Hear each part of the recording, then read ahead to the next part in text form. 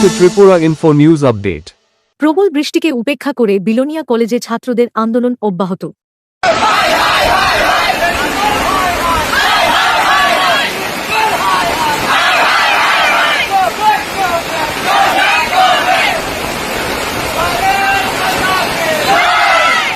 নয়টা থেকে এখন অব্দি আন্দোলন চালিয়ে যাচ্ছি। ঝড় বৃষ্টি তুফান রোদের মধ্যে এতগুলো ছাত্রছাত্রী এখানে বসে আছে, এখনো অব্দি হায়ার এডুকেশনের কোনো খোঁজ নেই। তারা কি করছে? আমাদের যদি এখন বৃষ্টিপাতে যদি বজ্রপাতের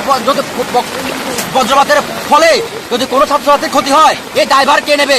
হায়ার এডুকেশন নেবে এই দায়ভার? ছাত্রছাত্রীদের যদি কিছু হয় আজকে এই ঝড় বৃষ্টি তুফানের মধ্যে, এখন অব্দি প্রায় 20 থেকে 22 জন ছাত্রছাত্রীকে আমাদের বিলোনিয়া হসপিটালে ভর্তি করতে হয়েছে তাদের রোদের মধ্যে, প্রচন্ড রোদের কারণে।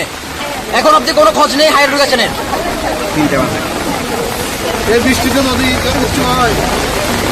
সকাল 9টা থেকে আজকে এখন 3টা বাজছে, প্রায় 3টা সাড়ে 3টা বাজছে, এখন অব্দি কোনো খোঁজ খবর নেই হায়ার এডুকেশনের।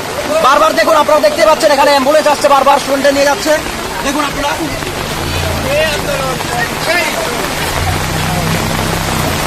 আপনারা এখানে কতক্ষণ বসবেন? আমরা এখানে যতক্ষণ না হায়ার এডুকেশন থেকে কোনো আধিকারিক আসছে, উচ্চ আধিকারিক আসছে, আমরা এখান থেকে উঠছি না। ঝড় বৃষ্টি তুফান যাই হোক না, আমরা এখান থেকে উঠছি না।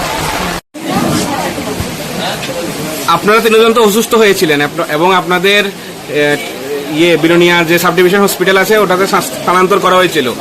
এখন কি আন্দোলন নিয়ে কিছু বলবেন? আন্দোলন আরো চলতে থাকবে, এভাবে আমরা যদি কোনো কিছু না পাই এর সলিউশন তাহলে এভাবে চলতে থাকবে, আরো আন্দোলন এগিয়ে যাবো, আমরা এগিয়ে নিয়ে যাবো। আমরা চাই যাতে আমাদের কলেজের সার্টারা পরিবর্তন অন্য সার্টিয়ে দেওয়া হয়, যদি না দেওয়া হয় তাহলে আমরা এই আন্দোলন আরো বৃহত্তর করে আন্দোলনে স্থাপিত করব।